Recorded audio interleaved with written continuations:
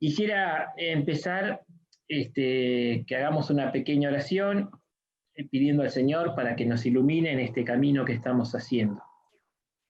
En el nombre del Padre, y del Hijo, y del Espíritu Santo. Amén. Espíritu Santo, ilumina nuestro entendimiento para que al leer o estudiar la Sagrada Escritura, sintamos la presencia de Dios Padre que se manifiesta a través de tu palabra. Abre nuestro corazón para darnos cuenta del querer de Dios y la manera de hacerlo realidad en nuestras acciones de cada día. Instrúyenos en tus sendas para que, teniendo en cuenta tu palabra, seamos signos de tu presencia en el mundo. Amén. Dios te salve María, llena eres de gracia, el Señor es contigo, bendita tú eres entre todas las mujeres, y bendito es el fruto de tu vientre Jesús. Santa María, Madre de Dios, ruega por nosotros pecadores, ahora y en la hora de nuestra muerte. Amén. María, Madre y oyente de la palabra, ruega por nosotros. San Miguel Arcángel, ruega por nosotros. Y también hacemos esta oración por el padre Fernando Míguez, que fue rector del seminario arquidiocesano justamente, y después, el último año y medio, 2, director espiritual, ¿no? Y falleció esta mañana, por eso no están algunos de los seminaristas o el rector, porque bueno, se está haciendo un velatorio ahí interno, ¿no? Y mañana tenemos la misa y lo enterramos ahí en el cementerio del seminario que tenemos. Y concédele, Señor, el descanso eterno y que brille para él la luz que no tiene fin. Que el alma de nuestro hermano Fernando, por la misericordia de Dios, descanse en paz.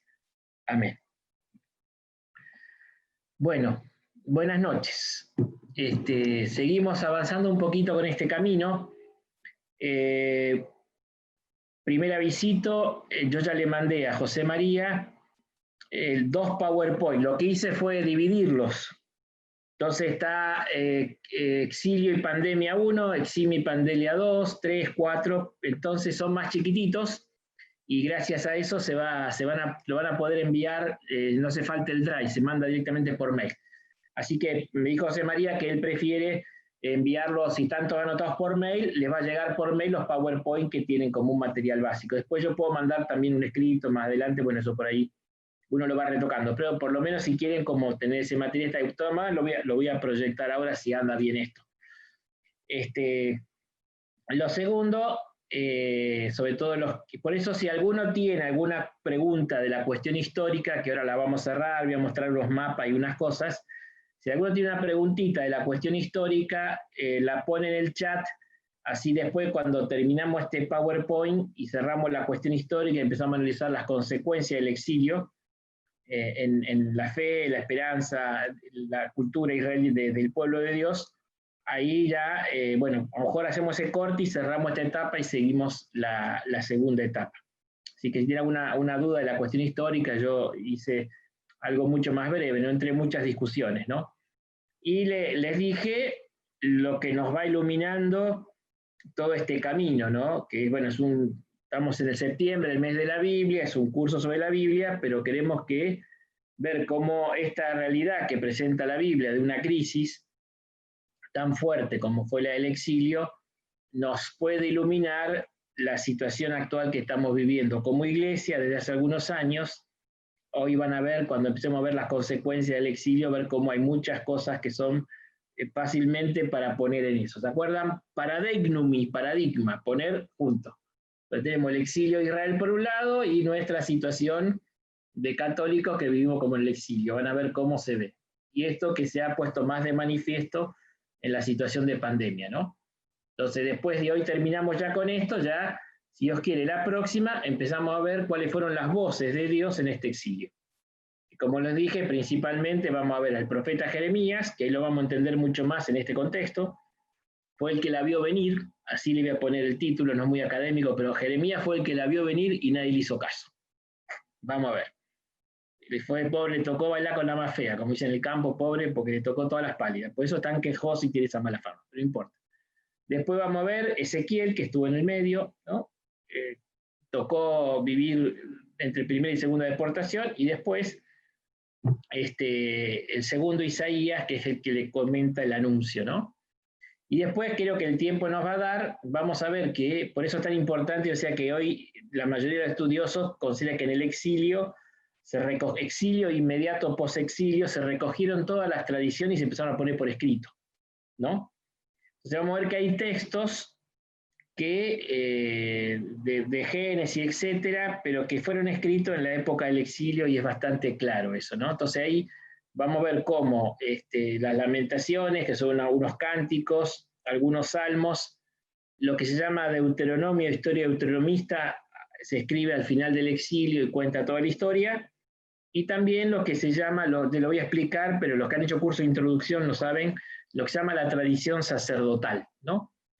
Que es la que escribió, por ejemplo, el primer capítulo del Génesis, también está contextualizada en la época del exilio, vamos a ver.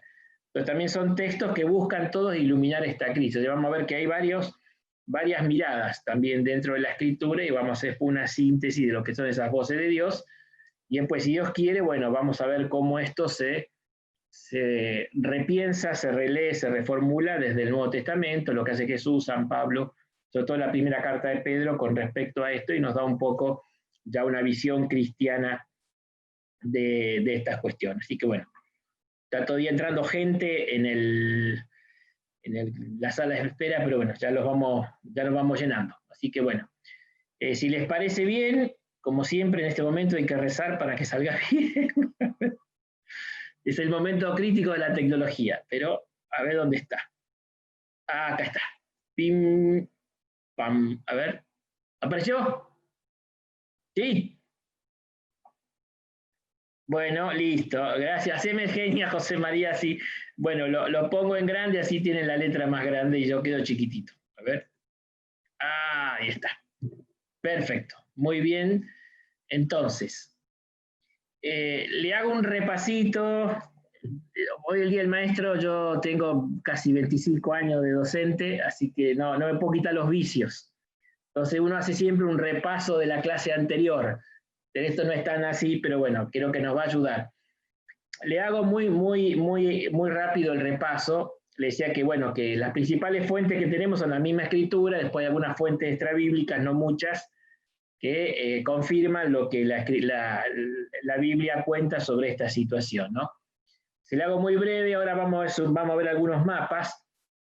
En aquella época Israel estaba entre medio siempre entre dos potencias, la que dominaba la Mesopotamia asiática y Egipto. Entonces siempre estuvo tirado de un lado y de otro, dominado por uno y por otro, ¿no? Y esas tensiones, pobre, siempre el más débil lo tiran de un lado a otro y bueno, si hace alianza con uno, el otro viene y se la agarra, ¿no? Y eso fue lo que pasó. En ese momento estaba lo que se llama el imperio neobabilónico, desconté de Nabucodonosor II, que tenía una personalidad muy fuerte y fue un gran líder, hizo un gran imperio y conquistó todo, ¿no? Israel tuvo que someterse, ¿no? En el 597, Nabucodonosor hizo una primera campaña a su ejército y ahí hubo un sometimiento pacífico. ¿Cómo es? Bueno, no se destruyó la ciudad, tuvieron que pagar, darle todo el oro que guardaban en el templo, rompieron el chanchito, la alcancía, todo lo que había, lo entregaron, y este hombre muy cruel, bueno, se llevó al rey Jeconías, se lo llevó prisionero para ¿cómo se llama? Para su imperio, ¿no? Y alguna gente que también era valiosa porque eran artesanos o sabían leer y escribir o algunas cosas, bueno, hubo una primera deportación ya que se había llevado, ¿no? En esos 10 años hubo algunas tensiones, tiro y afloje, al final, bueno, hubo un intento otra vez de aliarse con Egipto, pensaron que Egipto iba a poder salvarlo, y bueno, la primera se la perdonaron, la segunda no. Entonces, el 587, 586, hay un año ahí que no está definido históricamente, la fecha exacta de lo que es el 14-15 de marzo, después de 2 años de estar sitiando la ciudad, finalmente Jerusalén cae y es toda una destrucción, ¿no? O sea, total de la ciudad, ahí sí, vamos a ver que realmente eso fue muy violento, se quemó el templo, se quemó la ciudad de David, bueno, fue una destrucción total y bueno, una última deportación, al rey le mataron los hijos delante, le sacaron los ojos, fue todo mucha crueldad, con mucha crueldad, ¿no? Y entonces nombraron a Godolías como gobernador y fue a vivir a Mizpa, que es un pueblito ahí cerca, porque la ciudad está destruida. Aclaro que algunos también habían escapado, digamos, la gente del pueblo se escapó y se habrá escondido en las montañas, pero bueno, eso fue un poco el cuadro de destrucción, ¿no? Y entonces, estando ahí, los descendientes de la monarquía davídica, que todavía tenían pretensiones, fueron y lo matan a Godolías. Y entonces dijeron, bueno, estos van a venir y no van a dejar prácticamente a nadie. Entonces, ese grupo con el profeta Jeremías que estaba ahí, huyeron a Egipto. Y bueno, Jerusalén quedó así abandonada y fue Egipto. Esto es un poco, digamos, el desarrollo histórico brevemente de cómo sucedió el acontecimiento histórico. Y ahí comienza entonces propiamente el exilio. O sea, el exilio comienza con una catástrofe, pero esta catástrofe es realmente la crisis que provoca después el exilio y realmente la que tiene consecuencias, ¿no? Para darse cuenta de esto, ¿no? Fíjense que ahora vamos a ver, tan importante era el templo que cuando Jesús insinúa que el templo iba a ser destruyendo, si iba a ser destruido, Marcos 13, enseguida todos dicen, viene el fin del mundo. O sea, tan fundamental era el tema, ¿no? Ya es el templo reconstruido en tiempo de Jesús, pero quiero decir que por qué es tan importante la llegada de Jerusalén, ahora vamos a ver un poquito estas cuestiones, ¿no? Esto, hay muchos autores. Finkelstein es un autor judío de la Universidad de Tel Aviv, que tiene un libro, estaba en inglés, gracioso, se tradujo ahora, se llama La Biblia desenterrada, que hace un poco un resumen de todos los aportes de la investigación arqueológica en Israel, ¿no?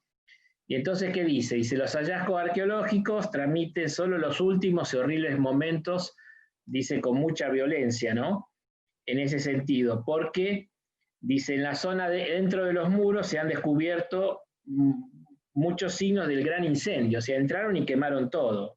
Estuvieron como 2 años para poder entrar, ¿no? Hicieron una brecha y bueno, entraron y quemaron todo. Hay puntas de flecha encontradas en las casas y cerca de las fortificaciones de la zona norte, atestiguan la intensidad de la última batalla por Jerusalén, ¿no? Resistieron todo lo que pudieron, ¿no? Dice después que la acumulación de distintas pruebas, dice que quedaron durante medio siglo y medio como testamento de esta destrucción de Jerusalén por parte de los babilonios, ¿no? Y se deben al incendio de casas particulares, se derrumbaron, o sea, que es lo que describe en parte el libro de Nehemías, ¿no? Y me gusta esta frase que pone, por eso lo puse, Finkelstein, dice, y así acabó todo. Dice, 400 años de historia de Judá concluyeron a sangre y fuego.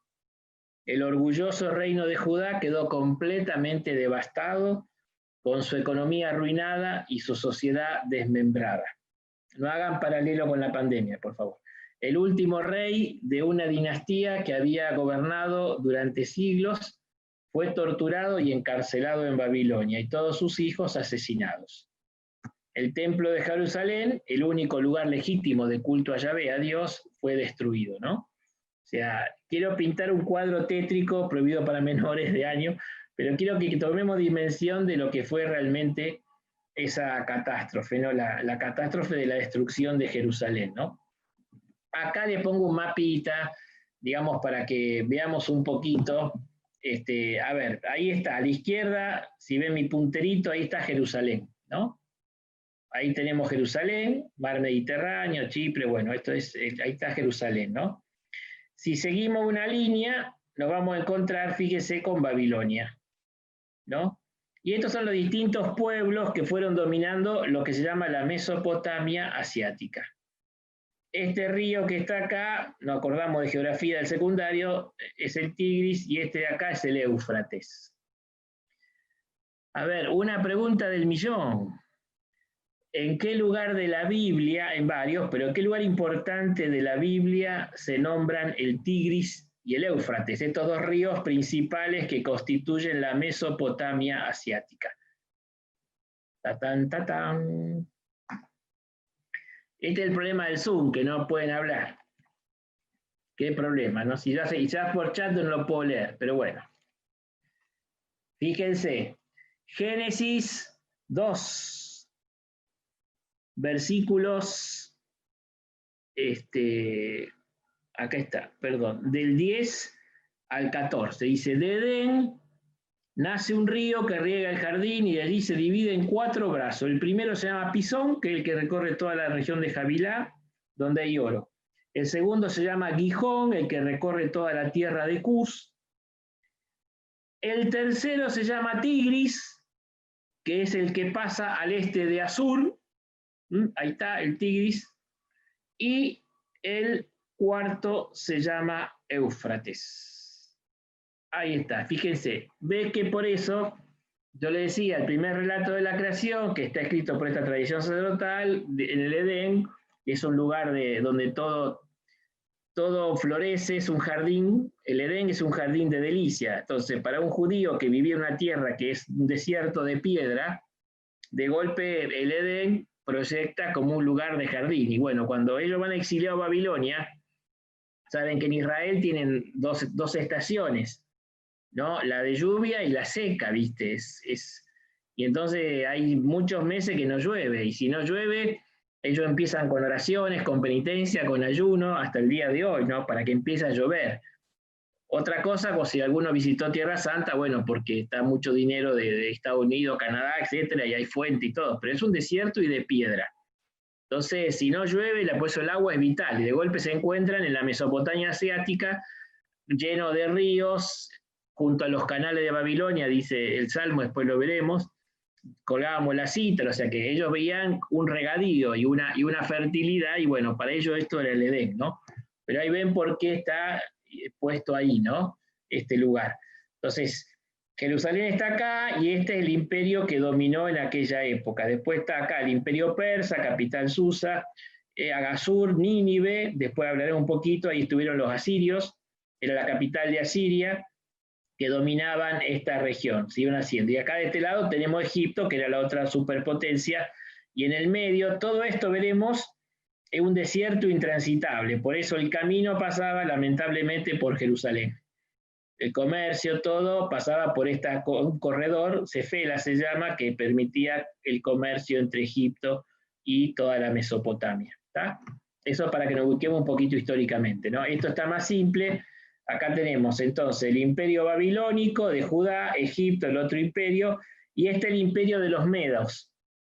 Recuerden esto porque los medos hacen alianza con los persas y de ahí sale Ciro, que va a ser el que va a reconquistar la ciudad y entonces de Babilonia, y entonces iba después a liberar a los judíos, y con eso termina el tiempo del exilio. Pero todavía en este momento Judá estaba dentro del imperio babilónico, o para ser más específico, como le gusta a los historiadores, neobabilónico, porque hubo varias etapas en las distintas conquistas, ¿no? Acá tienen las dos campañas de Nabucodonosor, por eso hubo una primera campaña, que es esta de acá, ¿no? Que fíjate que llega ahí está Jerusalén, Megiddo, Hazor. Bueno, iban tomando y conquistando, ¿no? Tenía una política de conquista, pero sobre todo de sometimiento, ¿no? Entonces acá pone 598, 597 fue la primera expedición de conquista. Por eso Jerusalén cae, pero no es destruida, es sometida a vasallaje, a tributo. Pone otro rey, que era un pariente de ellos, pero uno que sea como siendo un títere que me tiene que responder a mí. Y mientras paguen tributo, se fueron.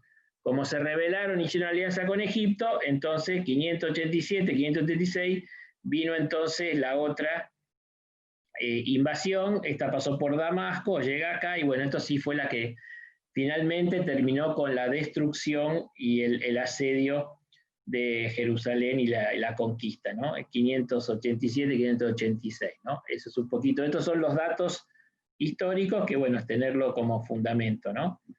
Y entonces ahí viene el camino del exilio. Fíjense que, por eso diga, todo esto es el desierto sirio-arábico, es imposible transitarlo. Entonces tienen que hacer las rutas comerciales, por ahí van los exiliados. Los sacaron de Jerusalén, los llevan al norte y entonces en toda la ruta pasa, por supuesto, como en toda la ruta de aquella época, junto al río para tener agua, ¿no? Y entonces acá está el Éufrates y llegan acá a Babilonia, ¿no? Y este otro de acá es el Tigris, que acá está Asur, que después fue Nínive anteriormente, ¿no? Ahí está Nínive, el imperio de los asirios, ¿no? Entonces esta es la Mesopotamia y bueno, este exilio, los del Reino del Norte, que ya fueron exiliados, ya hablaremos, ahí tenemos el libro de Tobías, otros libros que hablan, fueron cuando Samaria cae en el 721, ya hubo un exilio del Reino del Norte, y entonces fueron a parar por acá, ¿no? Entonces ahí aparecen algunas ciudades que aparecen en esos libros. Este exilio, que es el del rey de Judá, del Reino del Sur, bueno, lo llevan por este camino para acá, o sea que no sabemos cuánto habrán llegado porque ha sido un camino tremendamente difícil, ¿no? Para llegar para acá. Y fíjense, en la esquina izquierda está la otra que se escaparon a Egipto, que eso también es importante, ¿no? Cruzan ahí, ahí está el delta del Nilo y siguen también el curso del Nilo y van a Asuán y sobre todo Elefantina. En Elefantina hubo excavaciones arqueológicas y se encontraron muchísimos documentos judíos. Cuando uno estudia sobre todo el matrimonio en Israel, hay unas actas de matrimonio de cómo se hacía, que pueden ser muy parecidos como también se hacía en Israel, ¿no? Cómo hacían los judíos las actas de matrimonio y todas esas cosas. Hay mucha documentación arqueológica que se encontró en Elefantina, porque había una comunidad judía muy grande, ¿no? Que ha aportado también al conocimiento de la Biblia. Es del siglo III antes de Cristo que se conoce esa excavación y todo eso, ¿no?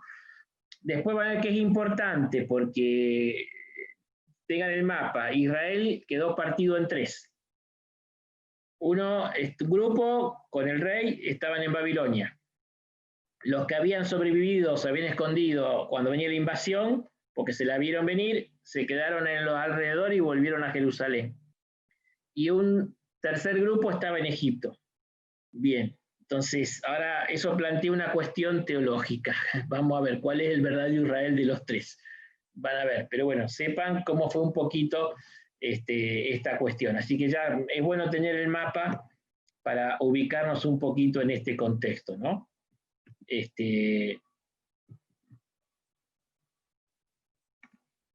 Ahí está. Bueno, estas son algunas cosas arqueológicas, son reconstrucciones, ¿no? De cómo hubieran sido las llamadas puertas de Babilonia, ¿no? O sea, porque realmente es una especie a ver, no quiero poner comparaciones, pero qué sé yo, alguien que está acostumbrado a estar en la canchita de fútbol va a jugar picado y va un día a la cancha de Boca o River, cualquiera de las dos para no hacer pelea, de golpe, claro, te encontrás con una cosa impresionante. Bueno, para que sepan los judíos cuando se encontraron con el esplendor de Babilonia, era realmente una cuestión muy, muy, muy importante. Realmente quedaron como deslumbrados, ¿no? Como deslumbrados. Sobre todo porque ahí en Babilonia tenían una especie de torre muy grande que tenía una apertura abierta al cielo, que ellos le llaman Sigurat, ¿no? Y que es la torre de Babel que está en Génesis 11 también. Babel juegan con Babilonia, bueno, todo eso. La torre de Babel describe el Sigurat, que era el templo que tenían al dios Sol en la ciudad de Babilonia, ¿no? Ahí no está la ruina, pero hay descripciones de lo que era la gloria de ese templo gigante. Es más o menos parecido a las pirámides de los mayas que están en México. Viste que tienen esa cosa abierta arriba porque era para dar el sol, digo, para que vean lo que era Babilonia para esta gente en aquella época, ¿no? Bien. Esto, no sé si lo pueden ver bien, lo van a tener en el PowerPoint. Esto es un bajo relieve, o sea, tallado en piedra que está en el British Museum en Londres, que era de los babilonios, y muestra realmente cómo iban al cautiverio los judíos. Los especialistas estudian el dibujo de las caras y entonces ellos trazan una línea entre la oreja y la boca. Yo escuché la explicación y ellos por las facciones saben si uno es semita o no. Entonces han estudiado este bajorrelieve y dice que los que están llevando tienen las facciones propias de los semitas. Si a alguno le interesa, hay un librito que se llama La Biblia en el Museo Británico, porque hay más cosas de arqueología bíblica en el Museo Británico de Londres que en Israel, con todo respeto, porque tuvieron el protectorado británico muchos años en Israel y se llevaron muchísimas cosas. Así que hasta hay un templo entero egipcio, pero bueno, se llevaron todo lo que pudieron. Pero bueno, dejamos al lado los ingleses y no nos metamos con ellos. Pero yo estuve 2 o 3 días encerrado ahí adentro viendo cosas porque es impresionante. Si tenés una biblioteca bíblica y por eso. Impresionante todo lo que tiene el British Museum sobre el tema de arqueología bíblica. Bien, entonces eso digo para que sepan el realismo de estas cosas y lo que fue, ¿no? Y esto también, sobre todo, son algunas cosas que están en el Museo Británico de la época de los cautivos en la antigüedad, con algunas inscripciones, son sobre todo cosas funerarios, pero sobre todo el que está abajo a la izquierda, el dibujito, vieron que hay uno adelante con la lanza, bueno, el segundo y el tercero, que están delante del caballo, esos dos dice que tienen los rasgos propios del semita, y fíjate que están desnuditos, y entonces todos serían los que están llevando deportados, ¿no? En la deportación. Ese dibujito reflejaría un poco la deportación que los babilonios están haciendo de los judíos, ¿no? Los estudiosos han identificado eso. Para que vean un poco el realismo de todo esto que estamos diciendo, ¿no? Bien, entonces, les pongo un poquito esto, ¿no? La Biblia, ¿qué pasó con la vida de los desterrados? La Biblia da muy pocos detalles acerca de la vida que tuvieron los desterrados, ¿no? Durante estos 50 años más o menos que tuvieron que vivir ahí en Babilonia, ¿no? Hay alusiones indirectas, a veces oscuras. Por eso le digo, hay cosas que leemos entre líneas, sobre todo con el testimonio de 2 profetas que han vivido y predicado ahí. Uno fue Ezequiel y otro el segundo Isaías. Llamamos segundo Isaías a los capítulos 40 a 55 del libro de Isaías. Cuando lo veamos voy a explicar un poquito por qué es así. Pero este profeta, que le llamamos Deutero Isaías o segundo Isaías, que está su predicación en esos capítulos del 40 al 55, nos dan alguna relación de cómo vivían los exiliados en la capital de Babilonia y otros también en el campo junto a los canales, ¿no?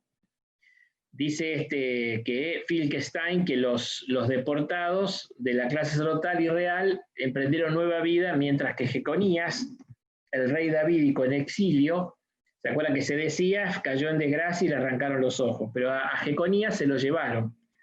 Y después yo les leí la vez pasada que cuenta el libro de los reyes que él fue liberado y que comía a la mesa del rey. Y que se encontró en una excavación un documento ahí en Babilonia que decía cuáles eran las personas que eran mantenidas por el rey de Babilonia. Y aparece el nombre de Sedecías, que recibía tanta cantidad de aceite como para confirmar vivamente el dato bíblico. O sea, Jeconías fue deportado, por un tiempo fue maltratado, pero después fue liberado y fue tratado como para tener una buena relación después con los judíos en general. O sea que cierto liderazgo había, pero bueno, no dejó de estar exiliado, ¿no? Así que algún tipo de autoridad no sabemos tanto había, ¿no? Algunos han encontrado como que se acuñó moneda a su nombre en Jerusalén, pero bueno, son temas más detalles, ¿no? Por algunas referencias que nos da el libro de Ezequiel, parece que los asentamientos de los judíos, lo que llamaron guetos en esa época, los ponían todos juntitos, estaban en zonas más subdesarrolladas, ¿no? Junto a los canales, ¿no? Y ahí hacían excavar o dragado de canales y hacían, digamos, pequeños mini canales para los regadíos y la siembra. O sea, los llevaban como mano de obra barata, digamos, ¿no? Así que eso es un poco el tema.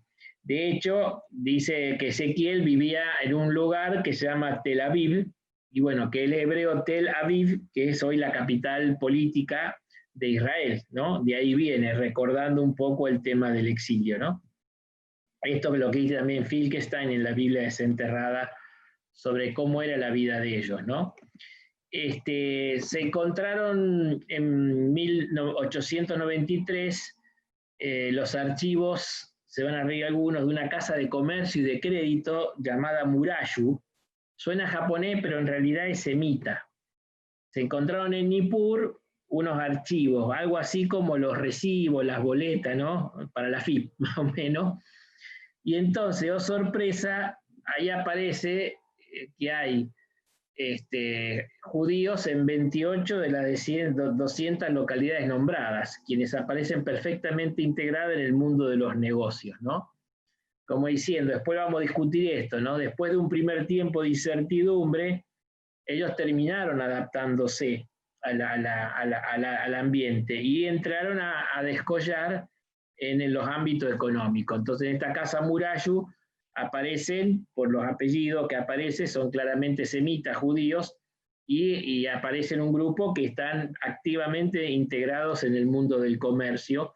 Se calcula esto que es ya en la época persa, ¿no? Posterior al regreso, pero te da una idea de cómo muchos ya se inculturaron y se quedaron y trabajaron y se dedicaron a los negocios y les fue bien. Bien. Otros trabajaban en lo agrícola ganadero y tienen cargos importantes dentro de la administración persa, o sea que se habían metido también adentro, ¿no? Por eso hay discusión, no sabemos. Sin duda que la primera parte ha sido muy dura, ya el viaje tremendo y al principio muy tipo explotación de esclavos y todo eso.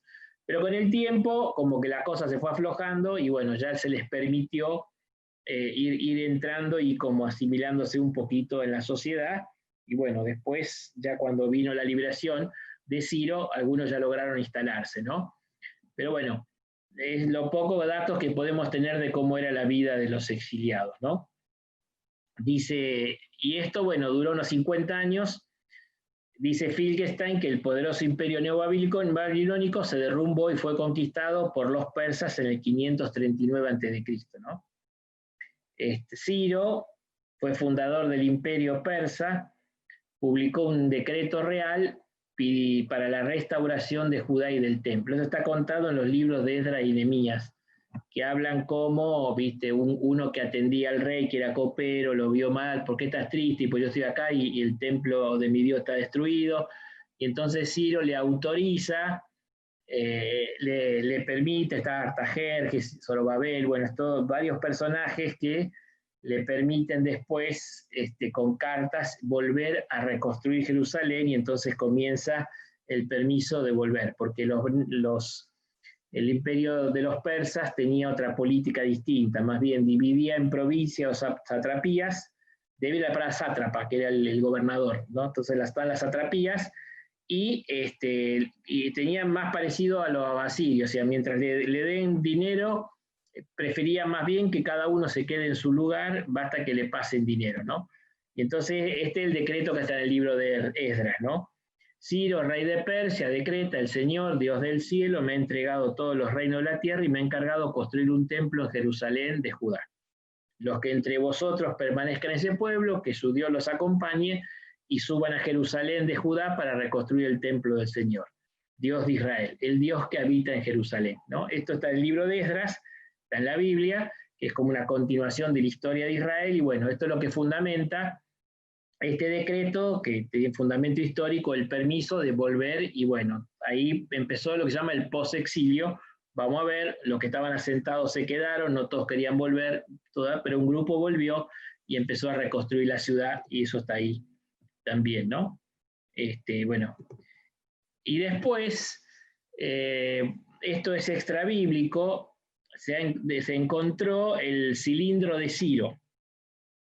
Así como lo ven, es de terracota, es barro cocido, y aunque no entendamos nada, parece chino, todo eso son caracteres cuneiformes, y entonces en un cilindro ellos describían todas las glorias de los reyes. En este cilindro cuentan todas las glorias de Ciro como rey de Persa y como conquistador de Babilonia, ¿no? Entonces la traducción de este Ciro el Grande, se hacía, bueno, tenía un ego grande. Yo le copié de la traducción, lo que está entre paréntesis son reconstrucciones, porque vieron el cilindro no está del todo bien conservado, pero se pudo traducir. Y el texto dice eso: Marduk, ¿no? Que era el dios principal de los babilonios, le ordenó a Ciro que fuera a Babilonia e hizo que tomara el camino de Babilonia. Como amigo y compañero caminó a su lado. Sus numerosas huestes, cuya cantidad era inmensa como el agua de un río, marcharon con sus armas a sus lados. Pero, oh sorpresa, dice, sin combate y sin lucha, le permitió entrar en la ciudad de Babilonia. Salvó a Babilonia de la opresión. Y a Nabónido, el rey que no lo honraba, lo puso en sus manos. Todos los habitantes de Babilonia, el país de Sumer y el país de Akkad, en el mapita anterior han aparecido, en su totalidad, príncipes y gobernadores se postraron de hinojo ante él, besaron sus pies, se alegraron de que fuera el rey y sus rostros estaban resplandecientes. A ver, históricamente, ¿qué fue lo que pasó? Y que bueno, esto tiene un perfil político, ¿no? Pero sí está confirmado que había una lucha interna muy grande. Nabónido, como su nombre lo dice, era bastante nabo. Entonces, entró una disputa religiosa y la religión era muy fuerte en aquella época. Entonces, en vez de honrar a Marduk, se fue a honrar a otro dios secundario. ¿Tá? Entonces, los sacerdotes de Marduk se le pusieron todo en contra. Y le pusieron todo en contra a Nabónido, y entonces Ciro entró como que venía en nombre de Marduk a liberar a Babilonia de este Nabónido que los estaba gobernando, ¿no? Y entonces están todos contentos porque vino, no hubo guerra, o sea, simplemente tomó y restableció el culto a Marduk y le dio todo el poder que querían a los sacerdotes de Marduk. Hago una pequeña parate acá. Vamos a volver después, ¿no? Cuando leemos en el Deutero Isaías, el segundo Isaías, los capítulos 40 a 55, 2 veces se nombra a Ciro. Se lo considera Mesías, ungido. ¿De quién? De Yahvé, ¿no? Viene el paralelo con esto. En la lectura teológica que hacen los judíos, no fue Marduk el que ungió a Ciro, sino que fue Yahvé. O sea, lo ven a Yahvé como instrumento de liberación, de salvación, a Ciro como instrumento de liberación o salvación de Yahvé. Incluso lo considera ungido, Mesías, como que es el que viene a rescatar, ¿no? O sea, fíjate cómo está el acontecimiento histórico y las lecturas teológicas. Entonces, los babilonios lo leen que fue Marduk, y los judíos dicen, no, fue Yahvé el que lo hizo y por eso nos libera a nosotros. ¿No? Quiero ver para que entendamos después el planteo, que es un tema teológico que se despertó después en el exilio también, ¿no? Pero es interesante ver esto, ¿no? Bien. El Marduk, el gran señor, se regocijó con mis buenas obras. O sea que él pudo conquistar Babilonia sin guerra, entrando gracias a la bendición que le dio Marduk. Entonces dice, yo Ciro, rey del universo, rey poderoso, rey de Babilonia, rey de Sumer, rey de Akkad, rey de todos lados. Entonces dice ahí, ¿no? Cuyo reinado fue Bet-Nabú, bueno, son todas unas cosas. Entonces él dice cómo fue recibido en el palacio de Marduk, el gran señor, bueno, y a diario me preocupé de su culto. Él se puso totalmente a favor de los sacerdotes de Marduk y los tipos le facilitaron la conquista de Babilonia, ¿no? Por eso sus huestes fueron pacíficamente, nos alborotó el país y todos, ¿no? Y mantiene en buen estado todos los centros de culto, ¿no? Bien, a los habitantes de Babilonia, contra la voluntad de los dioses, un yugo inapropiado para ellos, les permitía encontrar descanso a su fatiga y los libre de su servidumbre, ¿no? Ahí está un poco lo que hizo de poner o ir liberando a todos de la servidumbre, ¿no? Muy bien. Bueno, ahora,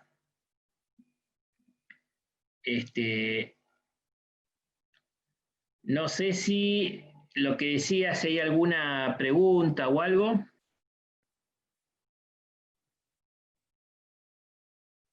Porque ahora si no, pasamos con la segunda, con el segundo, ya empezamos a ver ya las consecuencias propias de sociológica, que ya va a ser más llevado. Este fue un poco si quieren, todo el marco histórico, ¿no? De cosas. Así que bueno, muy bien.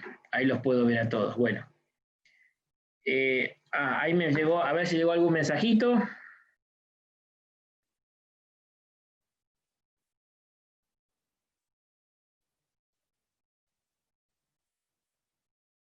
Bueno, a ver el chat. Aparentemente, en el Génesis, bueno, ahí veo que algunos ya me habían comentado esto alguna vez.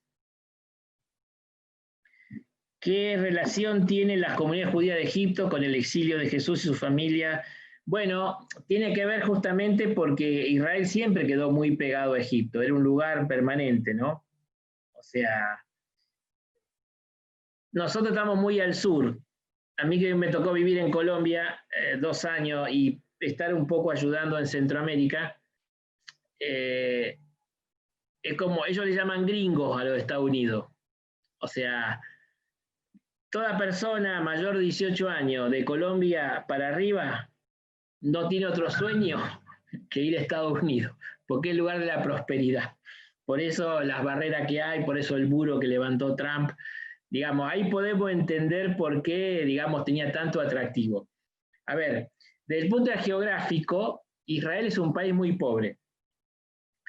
Por si alguno fue alguna buena vez, yo una vez, porque estudiaban en Rosario y se ordenaba un seminarista que yo había sido formador de él, me invitó, fui a San Juan, ¿no? Y me llevaron a pasear al dique del Ulium, que está en San Juan. Cuando lo vi, digo, esto es exactamente igual a Tierra Santa, a Jerusalén. Es un desierto de piedra, por eso los pastores tienen que salir y buscar a encontrar un poco de agua. A ver, no sé qué geografía de Argentina, no quiero, porque no quiero tener problema con ninguno, pero es un lugar muy árido.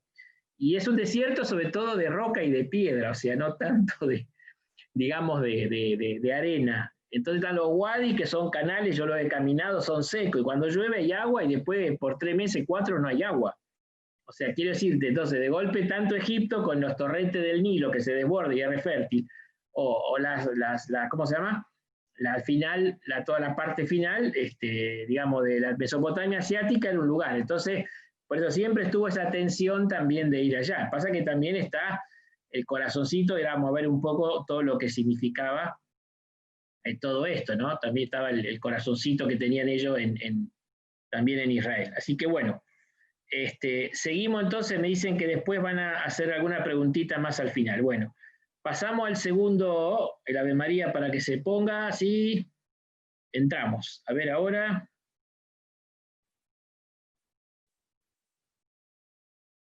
¿Listo? ¿Entramos? Bueno, listo. Entonces, esperen un segundito.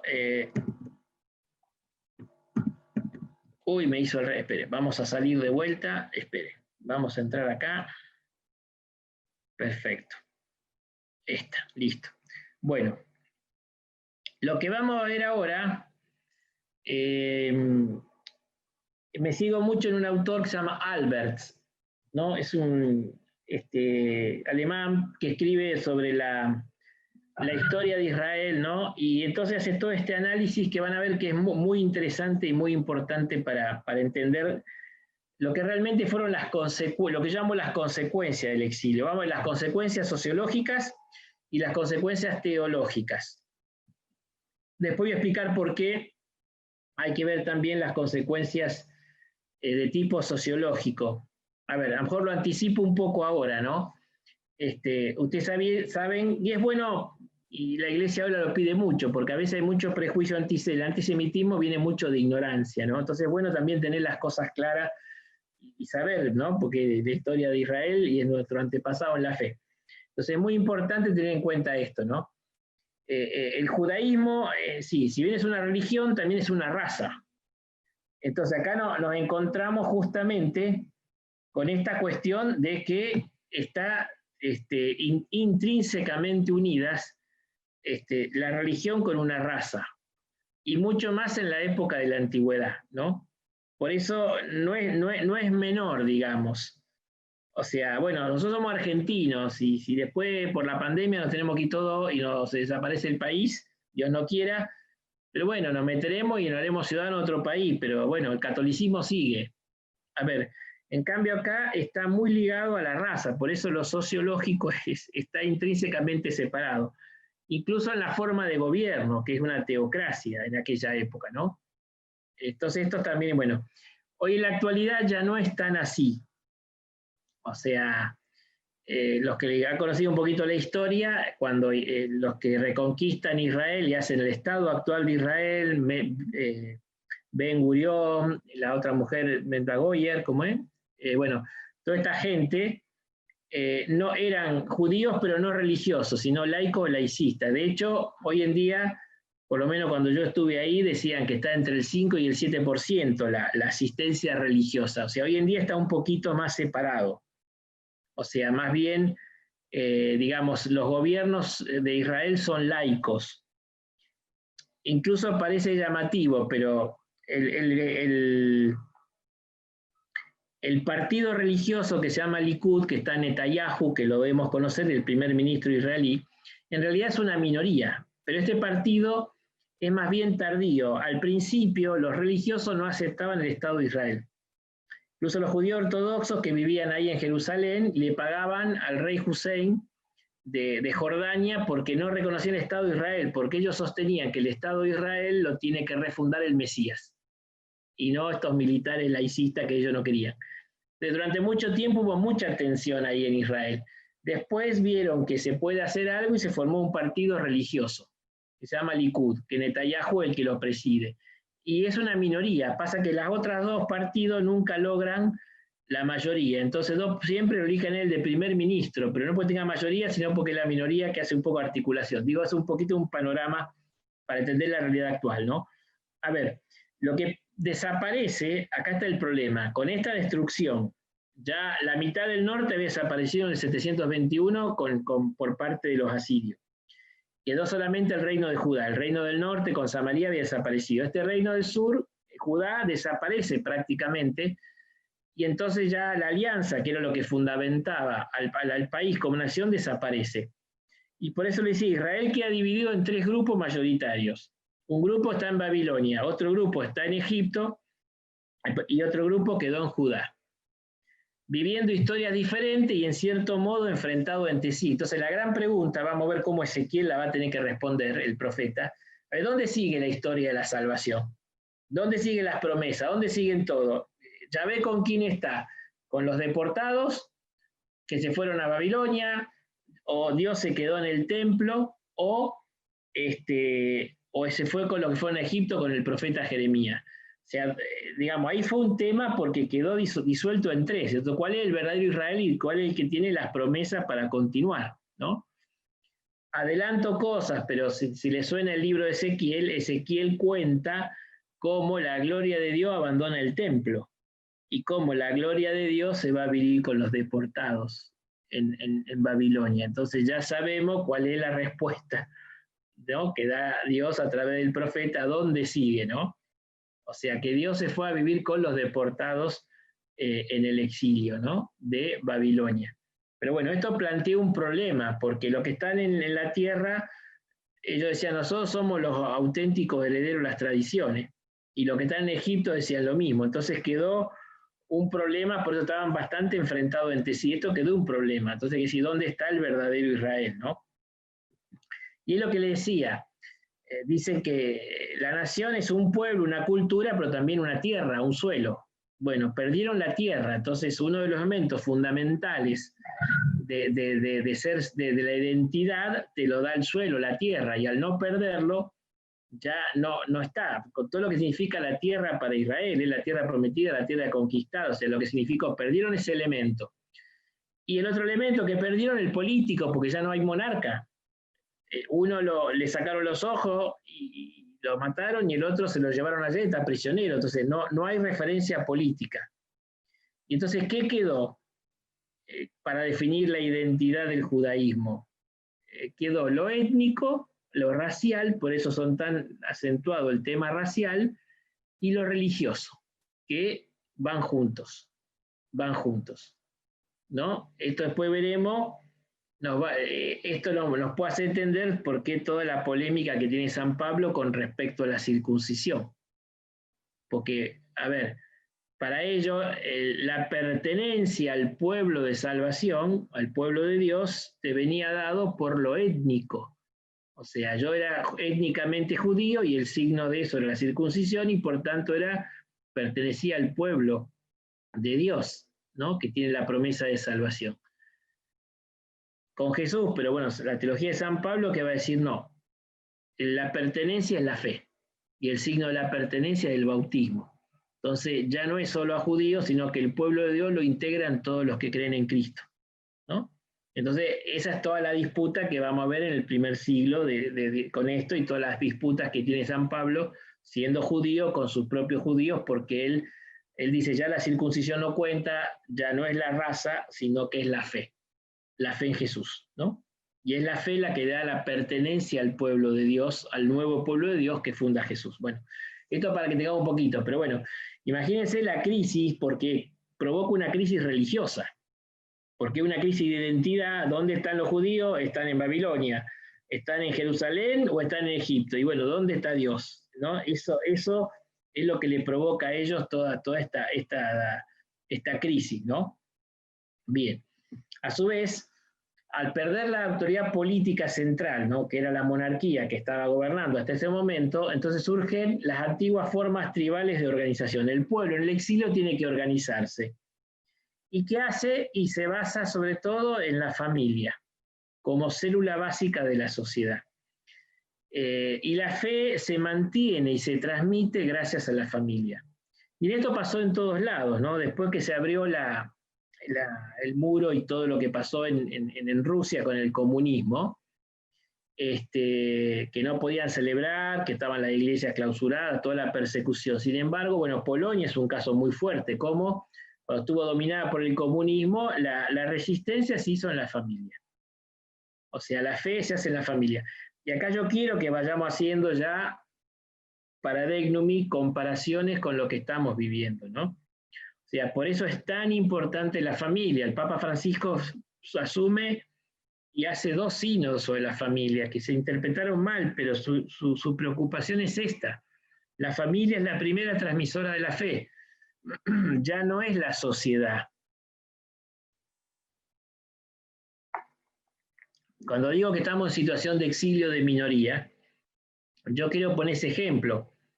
Los que tenemos ciertos años de edad, no sé si lo conté el otro día, perdón si me repito, pero ¿se acuerdan que el Viernes Santo había solamente los 10 mandamientos en televisión y después toda música, los bares cerrados? Y ahora los pibes te preguntan, padre, ahí voy, me invitaron al boliche, me invitaron a bailar. O sea, ya no hay, digamos, del lado social, que esto fue lo que existió en la cristiandad, que fue que se hizo cultura toda la fe. Bueno, nos guste o no, eso cayó ya. ¿Y dónde entonces vamos a encontrar el refugio para mantener la fe y reevangelizar o hacer la nueva evangelización? Bueno, en la familia. Fíjense que, y ahora voy a explicar, las tradiciones patriarcales, o sea, los textos sobre Abraham, Isaac, Jacob, todas estas tradiciones patriarcales, se recuperaron en esta época, porque eran modelo. Israel se vio reflejado no tanto en una monarquía, porque ya no había rey, sino en familia, porque son relatos populares de familia, los relatos de Abraham, de Isaac, de Jacob, de José, ¿no? De familia. Pero es en la familia donde está el patriarca, el líder que aglutina la fe de la comunidad, ¿no? De estos vamos a encontrar la celebración de la Pascua que aparece en el Éxodo y después en Deuteronomio, que pide que se reúnen por familia. Está bien, porque había mucha gente en el templo, sí, pero porque es una fiesta fundamentalmente familiar, porque la fe se sostiene y se mantiene en la familia.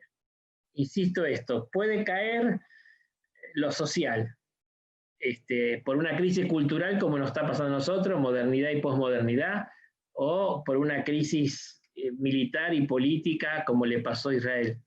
Pero siempre la familia, ahí es el límite, la frontera, eso es lo que hay que defender. Y si mantenemos en familia la fe se mantiene. Si no sabemos mantener la fe en familia, por eso el Papa apuesta tanto a la familia. Es la célula básica de la sociedad y la célula básica de la iglesia, de la fe, que se transmite y se cultiva por familia. Es fundamental, no podemos delegar a la sociedad ni al gobierno lo que tenemos que hacer en familia. Por eso es tan importante la catequesis familiar y todo lo que estamos viendo.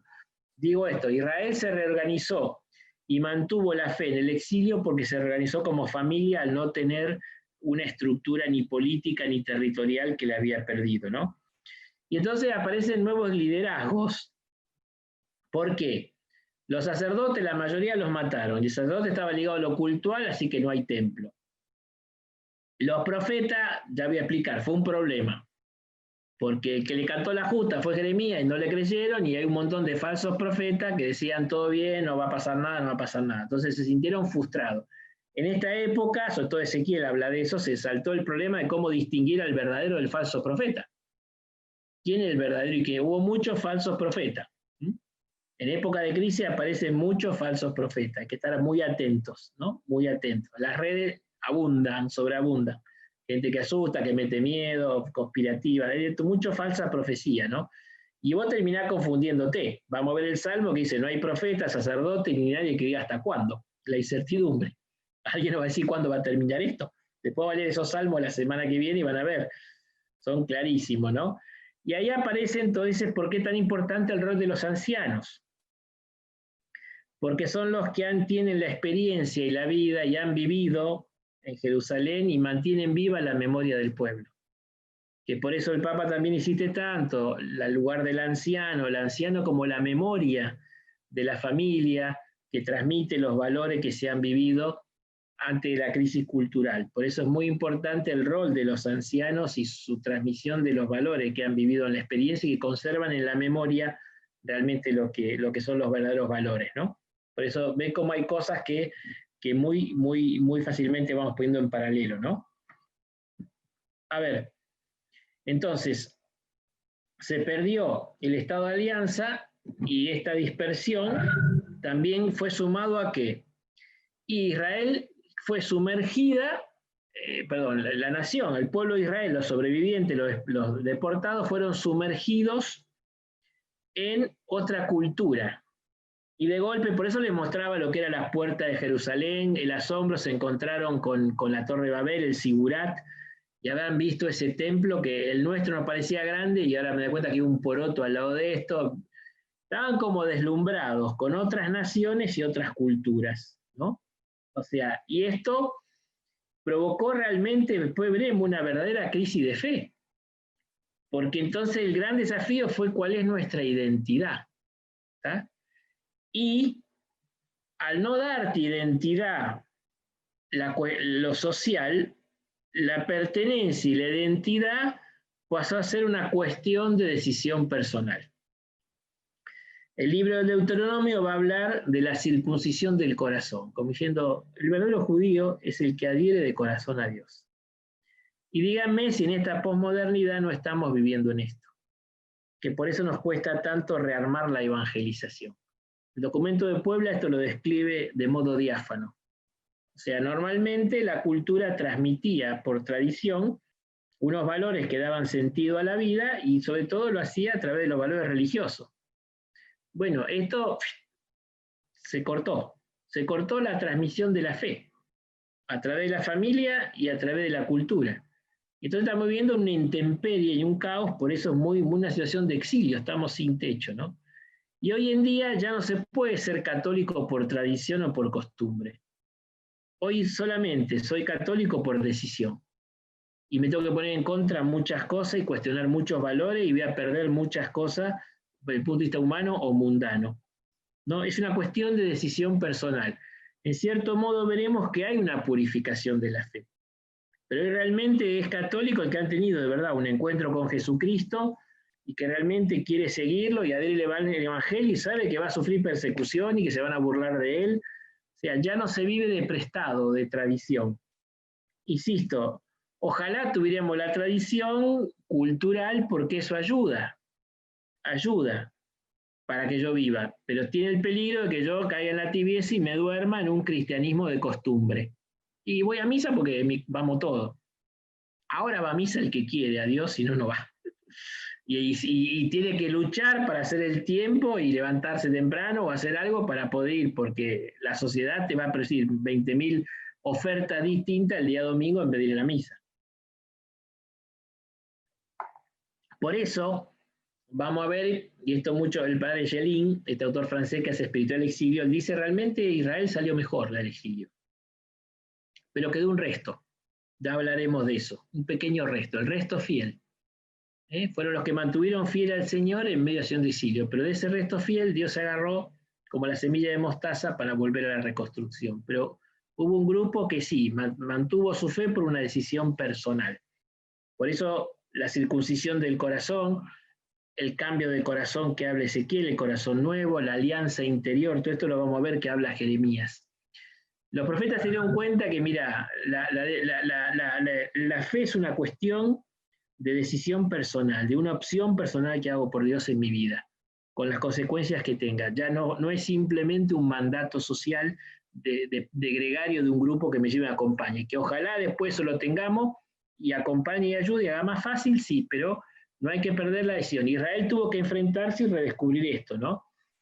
La cuestión de la decisión personal, porque, a ver, vos vivías en Jerusalén, tenía el templo ahí, tocaban el sofá, vos ibas al culto, venías, tenía todo servido. El Shabbat nadie hacía nada porque había que respetar el Shabbat, no se hace nada y si hace algo te va a agarrar. Entonces todo estaba el culto armado, toda la celebración, estaba todo armado, digamos, habían logrado armar una cultura totalmente religiosa, donde lo que mandaban en los sacerdotes, eso de la teocracia que vivía Israel. Bueno, todo eso, pum, se destruyó. Van a vivir a Babilonia, son minoritarios, una cultura mucho desbordante y entusiasmante en muchos aspectos, muy tentadora, ya veremos. Y bueno, y ahí tuvo que rearmarse y decir, bueno, ¿por qué creo en Dios, en Yahvé y por qué me quedo con él, ¿no? Por eso es muy, muy importante, ¿no? Y entonces, no estando la tierra, no tenemos tierra, o sea, somos israelitas porque vivimos en Israel, no, ya no vivimos ahí. Somos judíos porque no, vivimos en Judá. No tenemos el rey, no tenemos los signos de la alianza, ¿y dónde agarramos la identidad?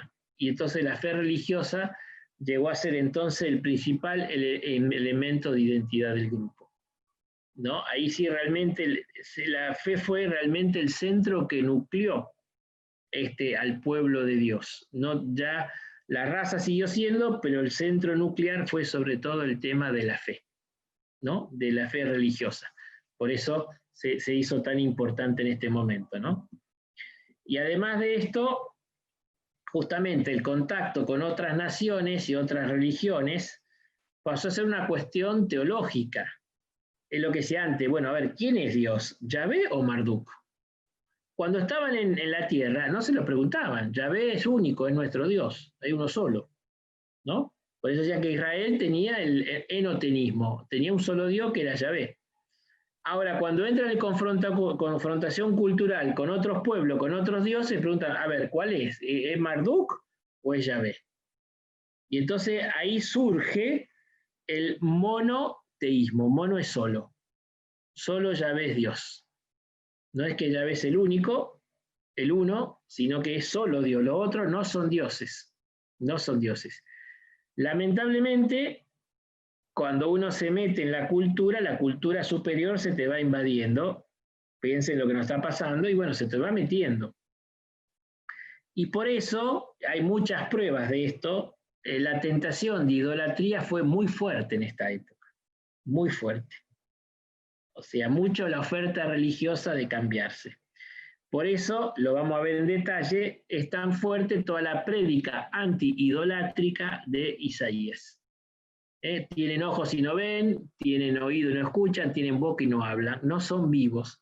¿Qué son? Una crítica a todas las imágenes religiosas sobreabundantes que había, y mucho más gloriosa que el templo que se fue destruido, que tenían los babilonios. Entonces a algunos se le pegó esta crisis, ¿no? La tentación de caer en la idolatría fue muy fuerte, fue muy fuerte. Y por eso la lucha de decir, bueno, ¿cómo mantenemos la identidad religiosa y no nos contaminamos? Entonces, ¿qué cosas se pueden vivir del mundo? Vemos que se metieron en los negocios, compartieron, esas cosas sí, pero la identidad religiosa fue una cuestión importante y por eso la cuidaban tanto y por eso el peligro de caer en idolatrías, ¿no? De tener otros dioses. No tendrás otros dioses fuera de mí, eso volvió a ser muy fuerte en esta época, ¿no? Y también surge una tensión yo de esto hablé la semana pasada, que se fragua en el exilio y se pone muy de manifiesto en el posexilio. Hay una postura del judaísmo que es más abierta, digamos, a un diálogo con las naciones. Y otra postura que es más cerrada, más particularista, que es más fundamentalista, que son las dos que caracterizan el Israel del posexilio y también de los tiempos del Nuevo Testamento también, ¿no? El judaísmo estaba con eso. Entonces vos te encontrás algunos libros que invitan mucho a cerrarse, a no contaminarse con el mundo, que en contra de todas las naciones, o te encontrás como un libro como el de Jonás, donde Jonás entra en crisis, justamente es uno de estos fundamentalistas, Jonás, que entra en crisis porque Dios tiene misericordia de Nínive, de los paganos, ¿no? O sea, es que después explotó con el cristianismo, pero bueno, vemos el rechazo de los judíos o de los judíos cristianos, la apertura a los gentiles, a eso me refiero, ¿no? Costó mucho conocer el corazón de Dios y el amor universal de Dios para decir, bueno, Dios quiere que todos los hombres se salven, no solo los judíos. Ellos tuvieron su gracia y son el pueblo elegido, pero de ahora en más vayan y hagan discípulos a todas las naciones, ¿no? El mandato del final del Evangelio. Pero esa tensión que hay siempre en las crisis, ya veremos, uno tiende o a cerrarse o a abrirse. La postura identitaria, que a veces es fundamentalista y es errónea, es cerrarse para no perder la identidad, como una reacción defensiva, no alcanza.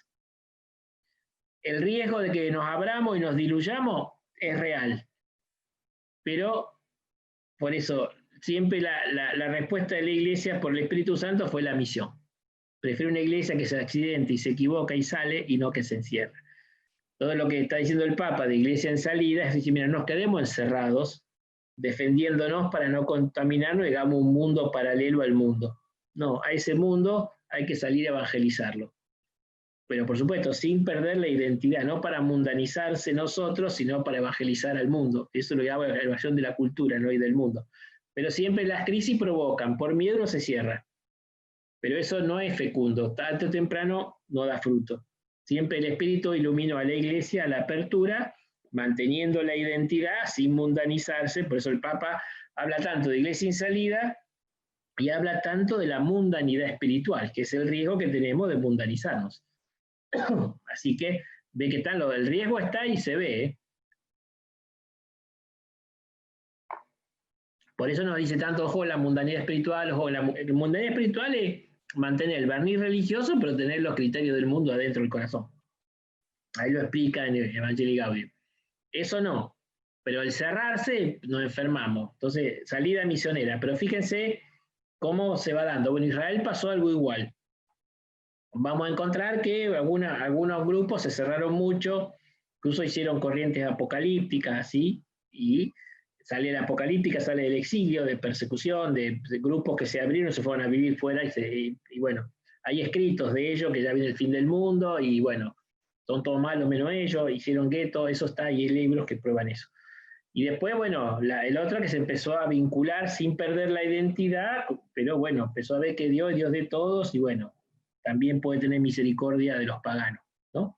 Así que bueno, esto también fue todo un tema que influyó ahí, ¿no? Bien. Otra cosita, y vieron que ya los paralelismos se hacen más evidentes. Las consecuencias religiosas. Lo otro, digo, va junto, lo sociológico y lo religioso, en lo que es Israel o el judaísmo son inseparables. Por lo menos en aquella época, mucho menos que ahora. Bien, ¿qué pasó? También hubo consecuencias religiosas. La primera, ¿cuál es? La crisis de las instituciones y de las ideas teológicas. ¿Qué significa esto? Claro, a ver, es normal que yo necesite de una institución como la Iglesia para vivir la fe. O sea, donde dice instituciones se puede poner mediaciones. O sea, la mediación de la Iglesia me ayuda para la vivencia de la fe. ¿Ah? Entonces, el israelita tenía el sacerdote, tenía el profeta, tenía el templo, tenía el sofar que decía, hoy ayunamos, hoy Yom Kippur, nadie come, nadie vende. O sea, todo lo institucional, digamos, funcionaba para que yo pueda tener el vínculo con Dios que se movía dentro de eso, ¿no?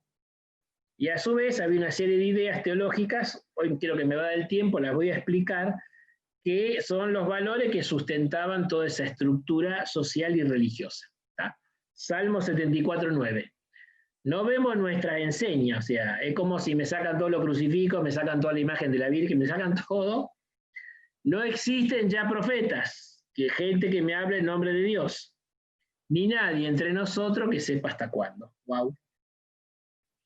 A ver, hoy hay una carta también de la Congregación del Sacramento y Culto Divino, no la pude leer toda porque la vi 20 minutos antes de empezar el curso, que está hablando, o sea, ya sacaron sobre la vuelta a los colegios, sacó la Congregación de Educación Católica, y hoy sacó la Congregación de Cultos sobre la vuelta a la misa en algunos lugares, bueno, sobre todo reafirmando la necesidad de comunidad, de la presencia física, porque el Papa lo vio, yo también, el peligro de que no, es muy cómodo ver todo por Zoom y no ir a misa presencial, pero bueno, no va a traer problemas.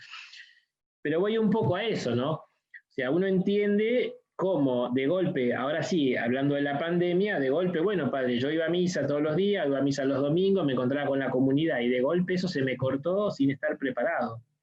Y entonces entré en una crisis por la falta de las mediaciones que yo tenía normalmente para unirme o encontrarme con el Señor. Bueno, si imagínense, al exiliado va a otro lugar, no tiene templo, no tiene capilla, no tiene nada, nada de nada de nada. Entonces hubo que recrear esto, ya vamos a ver cómo Dios no abandonó, que es la certeza que no hay que perder, Dios hizo presente de otro modo y con otras mediaciones y siguió acompañando a su pueblo hasta que pudo volver del exilio. Y después Dios le mandó, estos son los profetas de post-exílico, les mandó reconstruir el templo. Se hacía lo perezoso, bueno, no va a llover hasta que no lo terminen, bueno, listo. Quiero decir cómo es el tema entonces de la crisis institucional que estaban viviendo, ¿no? Y esto sí veo mucho paralelo con lo que nos pasó, ¿no? Ahora, también con esta crisis de 587, la destrucción de Jerusalén y del Estado de Israel y del Reino de Israel y todo, fue una crisis, un colapso, una destrucción de la visión teológica del mundo. O sea, todos tenemos 2 o 3 o 4 o 5 fundamentales teológicas con las cuales nos movemos, consciente o inconscientemente, ¿no? Y entonces estas son las que fueron destruidas o mechadas o bombardeadas. Entonces hubo que incluso recomponer su visión de fe y purificar también la fe. A ver, son 2 o 3 fundamentales, son el rey, David, la ciudad de Jerusalén y el templo. Eran como los 3 pilares de la fe del judío de aquella época. El rey, el descendiente de David, sabemos la promesa a David que le hace Natán, que tu descendencia permanecerá para siempre. Entonces Dios dice que siempre el rey va a ser un descendiente de David. El reino del norte, ellos decían, cayó porque al dividirse, los del norte no eran de la descendencia de David, sino que de hecho, al no tener de esta promesa, se mataban uno a otro todo el tiempo los reyes del norte. En el sur no, se mantuvo siempre, no podía haber otro rey que no sea un descendiente de David, porque la promesa de asistencia divina y perpetua estaba dada a David. Entonces David no iba, el descendiente de David iba a estar en el trono y Dios lo iba a cuidar en el trono. Yo voy a explicar algo, si me dan un minuto, es interesante, porque esto, está bien, unos años antes, unos cuantos años antes, si se quiere, se había reforzado mucho. ¿Por qué? Yo le dije que los asirios, en 721 hicieron una invasión y conquistaron Samaria, el reino del norte, y ahí cae. Y después siguieron con la invasión, ya fue Senaquerib, que vino y conquistó y llegó hasta las puertas de Jerusalén. Hay testimonios de ciudades que están al norte de Jerusalén, que han sido conquistadas, la arqueología ha probado cómo las quemaron, las destruyeron. Laquish, por ejemplo, hay un gran excavamiento arqueológico ahí, todo eso. Y llegó a las puertas y fue sitiada. Todo esto está en el libro de los Reyes. Y el descendiente de David se murió de miedo. ¿Y qué aparece? El profeta Isaías. y que le dice aquí que la Virgen, tu esposa, dará a luz un hijo, ¿no? Y continuará, ¿no? Isaías 7:14, la promesa del descendiente y de que no va a caer la ciudad aunque esté sitiada, con los aliados de Siria y el otro, ¿no? Entonces, a ver, el rey estaba muerto de miedo, no pensó que Joás que iba a pasar esto, y David le dice, quedé tranquilo, vos sos el descendiente de David, a ustedes no los toca nadie. Y entonces en la Biblia encontramos dos teorías, una que agarró una peste y otra el ángel exterminador, pero el hecho fue que Sennacherib se agarró una peste, no estaba el coronavirus, no sé cuál sería, pero bueno, de hecho se volvió sin tomar Jerusalén.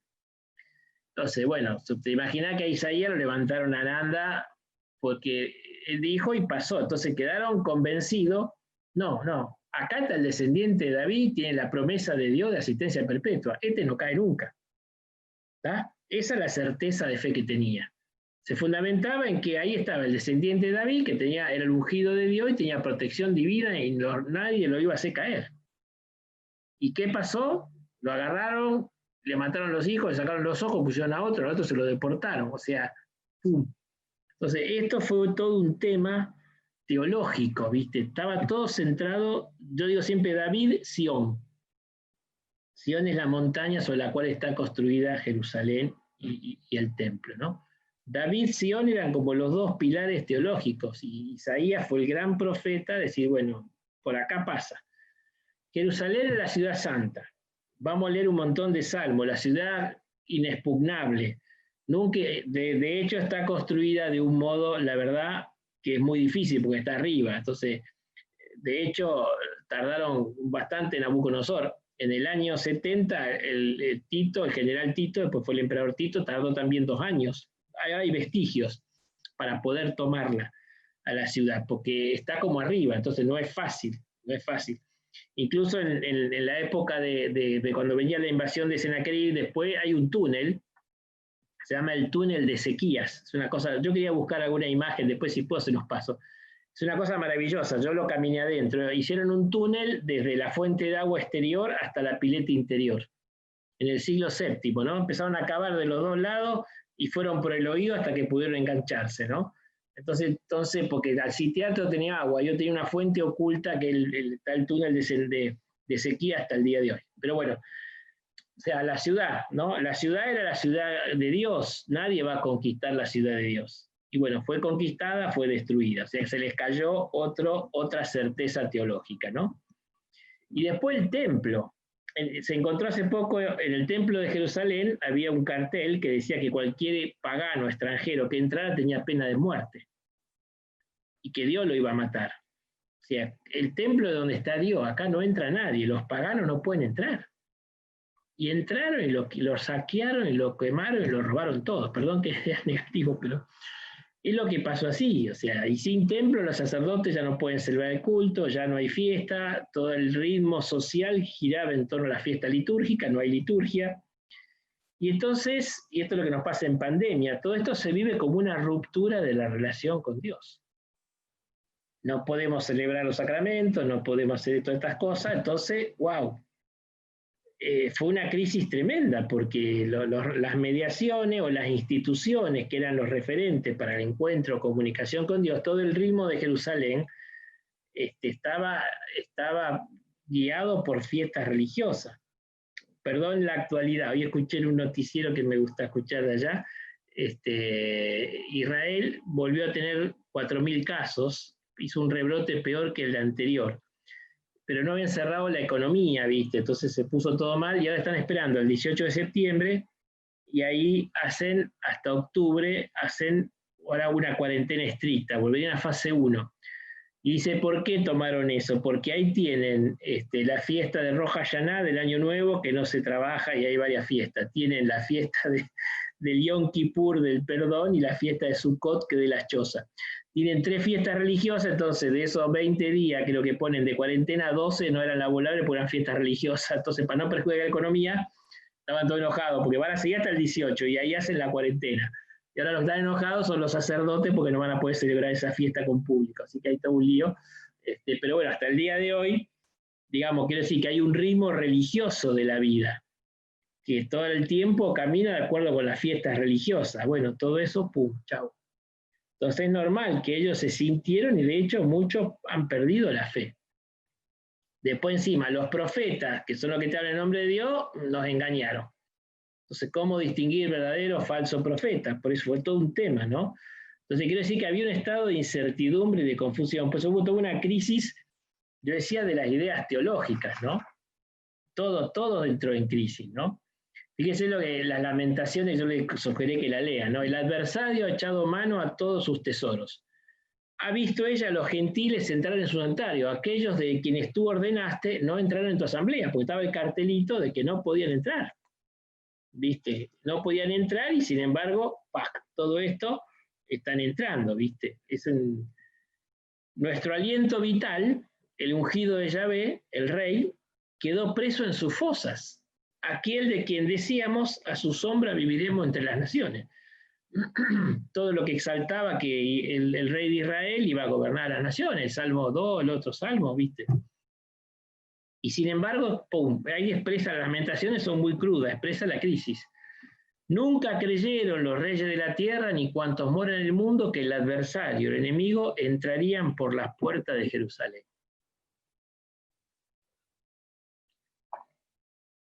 Pasó lo increíble. Tenían, insisto, la certeza de que si eran atrás, Senaquerib quiso entrar y le agarró una peste, el ejército se enfermó y se tuvo que ir. Ya está confirmada nuestra protección divina. Pum. O sea, pues digo, realmente quiero ver la dimensión de la crisis, ¿no? Y por eso esto realmente provocó una crisis de fe. Una crisis de fe, ¿no? Porque, bueno, dice, fíjate, Salmo 79. Oh Dios, los gentiles han invadido tu heredad, los paganos. Han profanado tu santo templo, han dejado en ruina Jerusalén. ¿Por qué han de decir los paganos, ¿dónde está tu Dios? Que los paganos padezcan y nosotros lo veamos, la venganza de la sangre derramada. Salmo 42, 79, 42, les consejo que lo lean junto con las lamentaciones. Son mis lágrimas mi pan de día y de noche, cuando todo el día me preguntan, ¿dónde está tu Dios? Me rompen los huesos, los insultos, los adversarios, todo el día repitiéndome, ¿dónde está tu Dios? Es la burla. O sea, los babilonios se le burlaban, y ahora ¿dónde está tu Dios? Vos que eras judío tan orgulloso de tu Dios, ¿dónde está tu Dios? Todo el día me burlan diciendo, ¿y dónde está tu Dios? Esto lo hizo Bolsa. O sea, les provocó una crisis de fe muy grande, ¿no? Y también una crisis de esperanza. En esto, espero que no haya menores de edad y no se asusten. Tiene un valor para mí literal, real y también simbólico. Dice, mira, Señor, y considera a quién has tratado así. Puede ser que las mujeres se coman a sus hijos, a los pequeños que antes mimaban. Puede ser que se asesine en el santuario al sacerdote y al profeta. A ver, la segunda parte es real. Mataron en el santuario, entraron y mataron a todos. La primera es posible que sea real. A ver, un sitio de 2 años, hay un hambre que enloqueces. Así que acá hay, digo, un valor simbólico, pero un valor, es posible que alguna mujer, yo sé que es una barbaridad lo que estoy diciendo, pero es posible que haya existido. Y con un sentido simbólico muy fuerte, comerse al hijo es comer el futuro. Entonces no hay esperanza. No hay esperanza. ¿Es posible que en la locura que le agarró del hambre alguna haya hecho esto? Puede ser. A lo mejor el hijo se le murió, como lo que pasó a los rugbyers del avión uruguayo en las cordilleras, en los Andes. Pero bueno, son situaciones que uno no logra imaginarse la locura que se vive, ¿no? Así que, entre paréntesis, bueno, esto ya lo dijo alguien, así ninguno se me deprime, ¿no? Dice que los chicos, cuando son chicos, dice, son tan lindos que te los querés comer. Y cuando son grandes y empiezan a hacer lío, te arrepentiste de no habértelos comido. Bueno, este es un chiste para salir un poco de este. Pero bueno, pero digo, este es un poco el realismo, ¿no? Israel se sentía como un cementerio de huesos secos. Ezequiel 37, esa famosa parábola, dice, hijo de hombre, estos huesos son la casa de Israel. se han secado nuestros huesos, se ha desvanecido nuestra esperanza, todo está acabado para nosotros. Ezequiel recorre lo que dice, recoge lo que decía la gente. Se finí, ya murió Israel, desapareció la historia. ¿Cuántos? Entre paréntesis, ¿no? Lo que uno ve un poco la historia, ¿cuántos países no existen más? Ya de la geografía que estudié yo hace 45 años, ya te cambiaron todo, por lo menos la parte de Rusia. Y bueno, y en Grecia, que esto, que el otro, los equipos de fútbol, ahí empiezo a enterar que hay un montón de países nuevos, ¿no? Imagínense cuántos países han desaparecido. Israel podría haber desaparecido como un país más de la historia. Estamos hablando año siglo VI antes de Cristo, ¿no? Y sin embargo, bueno, pero ellos pensó, bueno, ya está, fue el fin de Israel, ya nos conquistaron, nos destruyeron, está, no existe más. Punto. Tenían motivos para perder la esperanza, quiero decir que no fue nada. Ahora este muerto le tocó levantarlo a un grupo de comunidades que pensaban y escribían y al grupo de personas que son los profetas. Por eso, lo que vamos a ver ahora es la ardua búsqueda de un sentido teológico de los hechos. Yo lo que le presenté fue los hechos históricos, lo que hice anclarlos bien en los datos históricos. Segundo, analizar las consecuencias sociológicas, las consecuencias religiosas, o sea, las crisis de fe, la crisis de esperanza, de identidad, todo lo que estaba sufriendo Israel en ese momento. Ahora bien, ahora vemos cómo algunos grupos inspirados por Dios que escribieron y otros hombres que hablaron por Dios, como los profetas, empezaron a dar respuesta porque todo el mundo empieza a buscar el sentido teológico de los hechos. O sea, ¿por qué pasó todo esto? ¿Por qué nos pasó? Así que bueno, esto lo veremos, si Dios quiere, la semana que viene. Si perseveran, adelante. Y por eso no sé si hay forma de que se presente, yo no sé eso cómo lo manejamos, si hay forma de que puedan, si quieren, mandar alguna otra pregunta o algo, y acá hay algunos colaboradores y me los hacen llegar, si quieren, por si hay alguna pregunta, para que ahora cuando empezamos el encuentro la semana que viene, el viernes que viene, si Dios quiere, a lo mejor puedo contestar alguna de las preguntas. Pero bueno, con esto está eso. Les van a llegar entonces los dos PowerPoint y el segundo todavía nos falta ver un poquitito. Nos quedaron 2 o 3 diapositivas nomás, pero el resto ya está prácticamente ahí, tienen más o menos el material que hemos visto. Así que bueno. José María está por ahí, si no nos despedimos. Y muchas gracias. Por supuesto, monseñor. Bueno, muchísimas gracias por sus palabras. Muchas gracias a todos los que han estado presentes. Estas charlas van a quedar en los 2 canales. Yo lo he puesto en el chat, ¿no? En el del Seminario Diocesano Arcángel San Miguel y en el canal de YouTube del Profesorado Superior San Miguel Arcángel. Así que los pueden compartir, se los pueden hacer llegar a otras personas también. Y ya hemos pedido, ya en este momento lo van a estar recibiendo, si no es hoy, mañana, los PowerPoint de la primera y de la segunda encuentro que nos ha tan generosamente ofrecido y ha dado Monseñor. Así que también les he dejado en el chat el profesorado San Miguel @hotmail.com la dirección de mail para que ustedes puedan hacer preguntas durante la semana.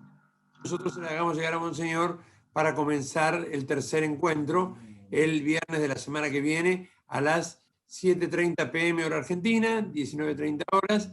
Así que bueno, muy agradecido, Monseñor, por sus palabras y a todos ustedes por su presencia, tanto en Zoom como en YouTube. Para el viernes que viene, no se olviden la Biblia. Yo voy a tratar de pegarle los textos en el Power lo tienen. Muy bien, Alicia, ya lo vi.